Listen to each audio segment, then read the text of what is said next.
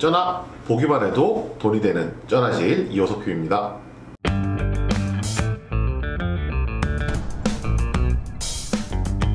네, 여러분, 비트코인을 가상화폐라고 부르는데요.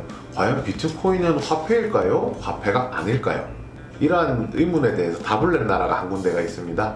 바로 엘살바도르인데요. 네, 엘살바도르는 이 비트코인을 법정 통화로 채택을 했습니다. 한 2주 전부터 해서 이것이 진짜로 채택이 되느냐 되지 않느냐를 가지고 갑론을박이 있었는데요. 실제로는 이제 엘살바도르에서 비트코인을 법정화폐로 채택을 하게 되었습니다. 그동안 이제 엘살바도르에서 이제 법정화폐로 지위를 가지고 있었던 통화는 바로 달러인데요. 그런 관점에서 본다면 비트코인이 이제 달러와 동등한 위치에 왔다. 엘살바도르 한정으로는 그런 논리도 성립한다라고 할 수가 있습니다. 그렇다면 법정화폐가 된다면 무엇이 좋으냐? 상점에 가서 물건을 산다든지 혹은 세금을 납부하는 데도 이게 비트코인을 낼 수 있게 된 것입니다. 코인이 화폐가 되느냐 안 되느냐라고 했을 때는 일반적으로는 안 된다고 생각하는 쪽이 더 많다라고 생각을 하거든요.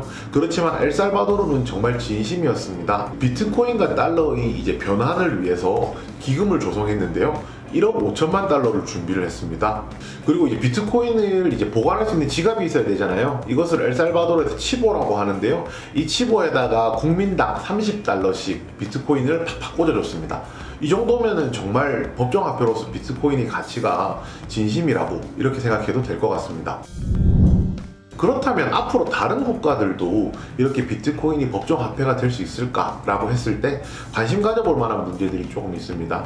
일단 비트코인을 이제 환전한다든지 거래하는 데 있어서 수수료 자체가 굉장히 비싼 편인데요. 결국은 데이터 처리를 통해서 이 수수료가 부과가 되는 것이기 때문에 지금 시점에서 운영하고 있는 시스템으로는 수수료가 비쌀 수밖에 없다라고 합니다. 그래서 라이트닝 네트워크라는 것이 나왔는데요. 이 라이트닝 네트워크라는 것은 그 정보 처리를 조금 더 가볍고 빠르게 해줄 수 있는 그런 시스템이라고 합니다. 결국 이것을 함으로써 엘살바도르는 수수료 부분을 낮추겠다라고 이야기를 했거든요. 그리고 만약에 이 실험에 성공한다라고 하면 생각보다 많은 국가에서 비트코인을 법정화폐로도 인정할 수 있을 것입니다. 현재 지금 시점에서 나이지리아 같은 경우에는 무역에 사용되는 화폐를 거의 비트코인으로 활용을 하고 있거든요. 그렇게 본다면 생각보다 활용성이 높은 화폐라는 측면에서 보았을 때 법정화폐가 되지 말란 법도 없을 것 같습니다. 저는 한 1년 전부터 비트코인이 무엇이라고 생각하는지에 대한 질문을 많이 받았었는데요. 저는 비트코인을 디지털 시대의 금이라고 표현하고 있습니다. 저희가 그동안 기존에는 화폐에서는 달러, 현물에서는 금을 이제 최대 가치로 쳤었는데요. 이제 비트코인도 이제 금과 같은 지위에 디지털 시대에서는 금과 같은 위치를 가질 수 있다라고 생각을 하고 있거든요. 그렇다면 대체 투자 자산으로서 비트코인이 가지는 매력도 충분히 있다라고 생각은 하고 있습니다. 네, 그렇다면 주식시장에서 비트코인은 과연 어떤 지위를 가지고 있을까요? 최근에는 시장에서 가상화폐라고 많이 더 부르고 있지만 사실상 시장에서 느끼는 테마는 비트코인 테마라고 많이 이야기를 하고 있습니다. 실제로 비트코인 가격에 연동되어서 주가가 많이 움직인다라고 할 수가 있는데요. 그렇다면 이 테마가 최근에 이제 코인 가격이 많이 올라가면서 시장에서 주목받는 것처럼 보이지만 실제로 이 테마는 거의 한 7년 넘게 유지가 되어 왔던 테마입니다.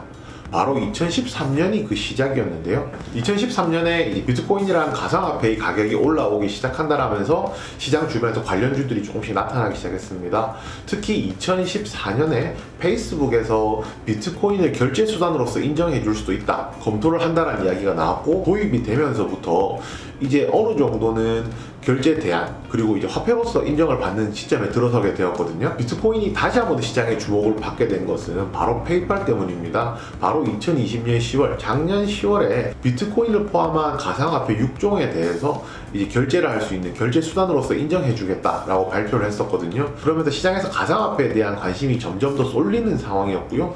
이 와중에 2020년 12월 두 달 뒤에 비트코인의 가격이 2만 달러를 넘어섰습니다. 비트코인이란 것이 생긴 뒤로 가장 높은 가격까지 올라가 버린 것인데요. 주식도 마찬가지겠지만 신고가에 들어가는 순간부터는 그 위로 얼마든지 주가가 뻗을 수 있는 여력이 있기 때문에 비트코인 가격 또한 이제 천정부지로 뛰어오르는 그런 시점에 이제 들어섰다라고 할 수가 있었습니다. 근데 올해 4월에는 세계 최대의 코인 거래소인 코인베이스가 나스닥에 직상장한다는 소식도 전해졌는데요. 어떻게 보면 코인 거래소라는 것이 그동안 음지에 있는 세계였는데 나스닥에 직상장이 될 정도로 양지로 넘어왔다는 것, 그리고 상장이 될 정도로 수익성이라든지 성장성이 검증이 됐다는 것, 이런 관점에서 그 코인 상승에는 조금 더 불이 붙기 시작했었고요. 이러한 모멘텀이 다 꺼진 뒤에는 코인이 다시 한 번 더 시장에서 잠잠했던 시간이 있었습니다. 그런데 얼마 전 9월에 들어서면서부터 비트코인 가격이 5만 달러를 넘어선다는 이야기가 나왔고요. 5만 달러에 근접하게 되면서 다시 한 번 더 시장에서 코인 관련된, 가상화폐 관련된 종목들이 주목받고 있습니다. 그렇다면 가상화폐 관련주들은 왜 가상화폐 가격이 오른다고 해서 주가가 올라갈까요? 우선 가상화폐 가격이 오른다는 것은요, 그만큼 가상화폐의 거래가 활성화가 된다는 것이거든요. 거래소가 가져갈 수 있는 수수료 수익 자체가 굉장히 커지는 것이기 때문에 이에 따라서 수혜를 보는 기업들이 생긴다, 이렇게 말씀드릴 수가 있는데요. 제가 앞서서 거래대금에 대해서 말씀드렸는데요. 9월 초에 가상화폐 관련주들이 주가가 급등한 데는 이런 배경이 있습니다. 9월 5일에 업비트의 거래대금이 20조에 달했고요. 9월 6일에도 19조 6,800억 정도 이제 거래대금이 나오면서 사실상 큰 거래대금을 이루었습니다. 그만큼 업비트가 벌어들이는 돈도 많았다는 것이고요. 같은 논리에서 업비트에 투자하는 회사들에는 굉장히 큰 수혜가 된다는 것인데요. 거래소 운용사에 투자를 한 기업들 같은 경우에는 이러한 과정을 통해서 수익이 발생하고 그에 따라서 주가 또한 상승한다, 그렇게 보시면 될 것 같습니다. 최근 가상화폐 시장이 활성화가 되고 활용도가 굉장히 넓어지면서 메타버스라든지 이런 사업과의 이제 협업 연관성도 굉장히 높아지고 있는 상황입니다. 그래서 많은 기업들이 이 가상화폐 거래소와 협업을 해서 새로운 이제 사업 비즈니스 모델이라든지 아니면 수익을 내기 위해서 그 가상화폐 거래소를 인수하려는 움직임도 보이고 있는데요. 대표적인 회사가 바로 빗썸입니다. 빗썸 같은 경우에는 넥슨에서 이제 계속 인수를 하려고 검토를 해왔던 상황이었거든요. 최근에 이제 위메이드에서 출시했던 미르4라는 게임이 가상화폐를 활용해서 아이템을 현금화시킨다든지 이러한 이제 시스템을 도입했다는 점을 생각해 본다면 넥슨이 가지고 있는 게임 플랫폼과 빗썸의 가상화폐 플랫폼이 이제 협업을 한다면은 비슷한 시너지를 낼 수도 있다라고 생각을 하고 있습니다. 운영사의 상장 이슈도 가상화폐 관련주들에 굉장히 큰 수혜가 되는데요. 대표적으로 두나무가 있습니다. 두나무는 업비트의 운용사고요. 두나무가 이제 올 봄에 나스닥 상장을 추진한다는 이야기가 나오면서 관련된 종목들이 급등하는 모습을 보여주었습니다. 가장 대표적인 종목이 바로 우리기술투자였는데요. 우리기술투자는 업비트의 운용사인 두나무의 지분을 한 8% 정도 보유를 하고 있는 상황이었거든요. 결국 이제 두나무가 나스닥에 상장을 한다면 기업 가치가 굉장히 높아지게 되는 것이고요. 그러면 우리기술투자가 가지고 있는 8% 지분만큼의 그 기업 가치도 올라가기 때문에 그에 따른 수혜까지도 기대가 되는 상황이었습니다. 지금 시점에서 두나무의 상장이라든지 그 빗썸의 매각이라든지 이런 부분은 아직까지 더 이상 진행되지 않고 일단락된 상황이거든요. 그렇지만 이러한 부분은 언제든지 다시 불이 붙을 수 있는 테마적인 주제들이기 때문에 이에 대해서는 지속적으로 좀 관심 가질 필요가 있다고 봅니다. 우리나라에는 이제 대표적인 거래소가 두 군데가 있습니다.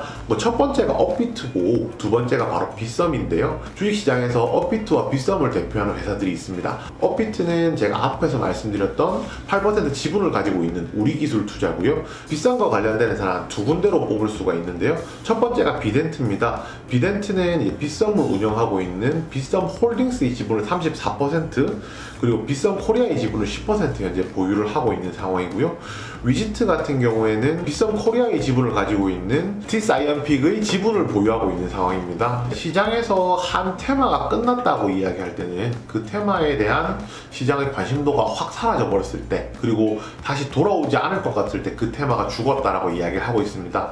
그렇다면은 가상화폐 관련주들은 죽은 걸까요? 저는 그렇게 생각하지 않습니다. 가상화폐 같은 경우에는 추후에 CBDC라는 이제 디지털 화폐와도 이제 연관이 될 수가 있을 것이고요. 테마 자체가 아직까지 죽었다고는 생각하지 않습니다. 잠시 쉬고 있을 뿐인데요. 지금 쉬고 있는 타이밍에 관심 가져보시는 것은 어떠실지 한번 생각해 봅니다. 오늘 준비한 내용은 여기까지입니다. 모두 성투!